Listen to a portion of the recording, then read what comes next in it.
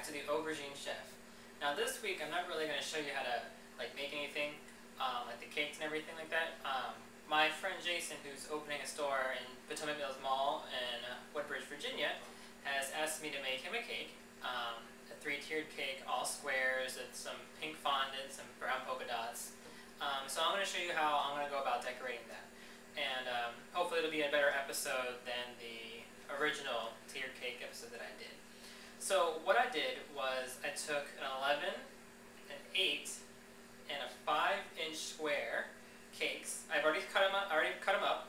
This is the vanilla chiffon genoise cake, and this is the double sweet chocolate cake. And I'm going to use the vanilla buttercream or vanilla Italian buttercream recipe. So they're already all on the website. I'll have links to them in the blog post. So it's not like it's anything new. I wanted to make sure that I worked with product that I was already familiar with. Especially since, as you have seen in some of the other episodes, that fondant isn't exactly my specialty. It's usually like the smaller stuff. But we're going to go ahead and give this a try. And so why don't we go ahead and start. Actually, what I'm going to do is I'm only going to show you how to do the 8-inch square because it's going to be a little redundant to show you how to do each square. Granted, it's usually a little bit harder to do the smaller squares. But if I do like the 8-inch square, that should give you a pretty good idea of how to ice and cover a cake in fondant and where I'm going to be going with it. And then after I get everything together and we're over, I'm actually going to be assembling this in the Juicy Couture because I'm not really super comfortable transporting a finished cake. Once I get over there, I'll show you how I'm going to finish it. And actually, I'm going to try and put a giant bow on top with some ribbons bouncing down. So why don't we go ahead and get started? We're pretty far from our end goal, but we're halfway there. So why don't we go ahead and start with our 8-inch cake. So if you're making the vanilla buttercream, and you notice that, that it just looks really runny, or it's just not working for you, and it's just really watery, that just means that the icing is just way too hot, and that usually has to do with the environment. So, if you're hot, if you feel like you're hot, then, like if you've had the oven on all day and you've been making a lot of cakes, then the atmosphere is too hot and it's never going to set up. You need the buttercream to be cool. So put it in the refrigerator for about 45 minutes and try whipping it up a little bit at a time. And while I'm icing this cake, I should mention too that the chocolate cake I actually did was the equivalent of 5 9-inch rounds, and the 2 vanilla cakes was the equivalent of 4 9-inch rounds. And then I did a double batch of the vanilla buttercream recipe, and I'll have that all spelled out for you in the blog. I mean, it's a little confusing, especially when you don't have the recipe in front of you, but I'll have it spelled out in the blog so that way you know what I did and how much I needed to use. So first things first, now the vanilla chiffon genoise cake, this one actually came out pretty moist. I'm not going to put a ton of simple syrup, but just remember that simple syrup is an easy way to make sure that your cake is moist. It also adds sweetness. And it's very easy. It's a 1-to-1 ratio of sugar and water just brought to a boil on the stove. Now this cake doesn't have any special filling. We're just going to fill it with buttercream, which is why I made so much buttercream. I have a really difficult time with spatial sense, so I always figure, if I have too much buttercream, then, I'll have a snack for midnight. How about that? So give it a second for the simple syrup to be absorbed. So let's go ahead and put some of the buttercream on top. Actually, we'll put a little bit more.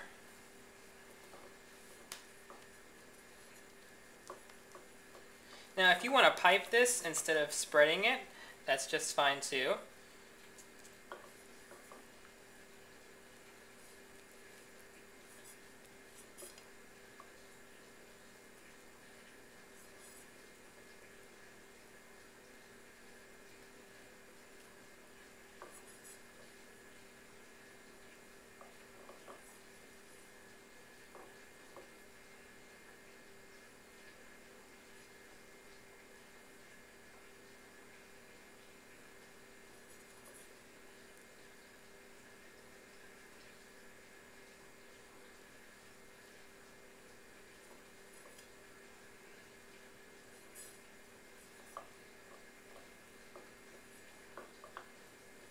Okay, easy enough, right? Make sure to check your icing before you scrape the bowl, just to make sure that you're not putting any crumbs back into the icing.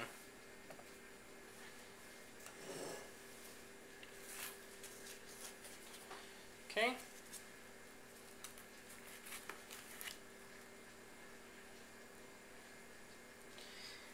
And I realized I'm actually using the bottom half for the top half, and that's all I mean is this is the bottom one that was in the pan when I cut it in half. This was the bottom layer, so the bottom layer has kind of a crust on it. So, but it's okay. It's not a huge deal.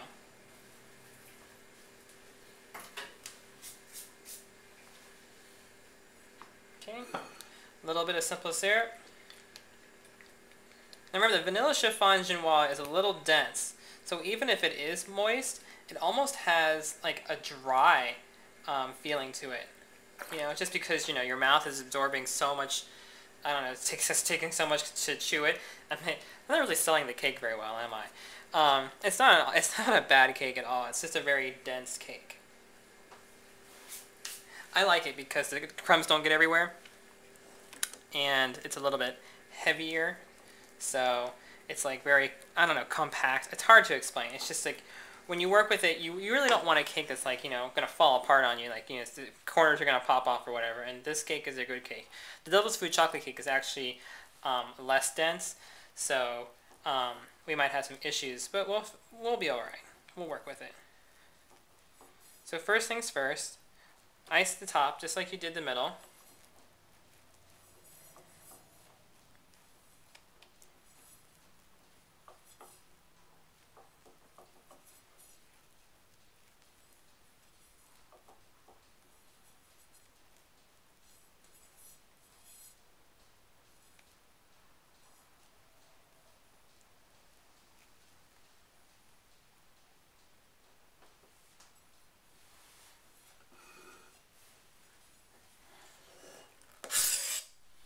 Okay, so spread some icing on the sides. My icing's already getting a little runny, so I may have to refrigerate before I work with it.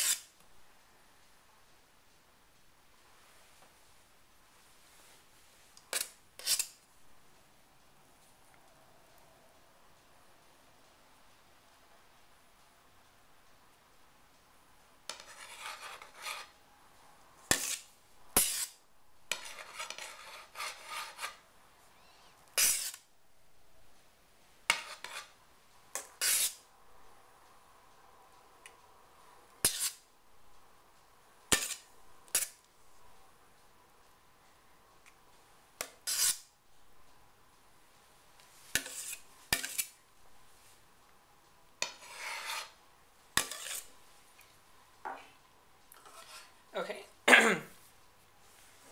Okay, now that we've got our cake covered in icing, what you want to do is basically you want to take your spatula or your bench scraper or your bench knife, push it right against the cardboard, and just draw it to you, holding it very still and very steady.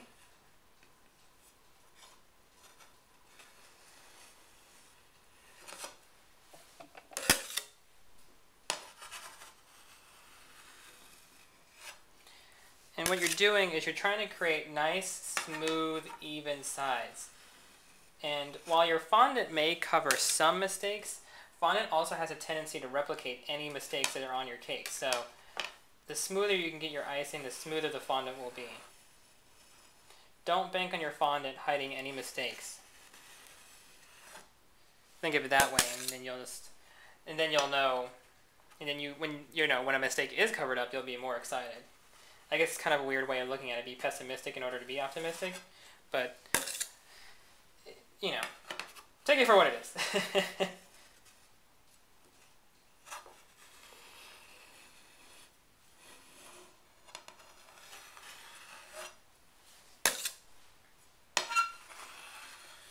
Okay, I'm going to keep playing around with my sides until I get them nice and smooth. And basically what you want to do to the top, you want to get it nice and smooth too. And to do that, you just keep running your knife, or your spatula. I'm calling everything the wrong thing today. Just keep running your spatula back and forth over it, just trying to smooth it out. And then what we're going to do is we're going to put this in the refrigerator while we continue to ice the other cake layers. Like I said, I'm only going to show you this one. When we come back, I'll be ready to put the fondant on it. And what that's going to do is it's going to help solidify our icing. So that way, when we put our fondant on, that we won't have to deal with the really super soft, squishy icing at the same time as with dealing with fondant, which can be pretty tricky too. So, alright, I'm going to keep on working on this cake, getting it nice and smooth, and I'll put it in the refrigerator. When we come back, we'll be doing the fondant. Okay, so I've got here a 2-pound piece of fondant. I went ahead and kneaded it a little bit. I also kneaded in some shortening, maybe a couple tablespoons of shortening. And what we're going to do is I've already greased this table with some shortening. I'm putting a little bit more down. And we're going to go ahead and roll this out. Now, I'm going to confess that I didn't get my cake layer as smooth, or my icing layer as smooth as I would have liked it. But maybe if I roll out my fondant a little bit thicker, it can have a little bit more of a coating potential. So make sure that your table is as clean as you can get it. I already got a crumb in my fondant. It's just, once you get a crumb in it, it's just too late. But I'm going to put polka dots on it, so hopefully it'll get covered up. So go ahead and roll it out. Remember, our cake is 8 inches a square and about 3 inches on the side. And you want to add about an inch to account for all the to take into account for the sides, and to make sure that you have a little bit extra to work with.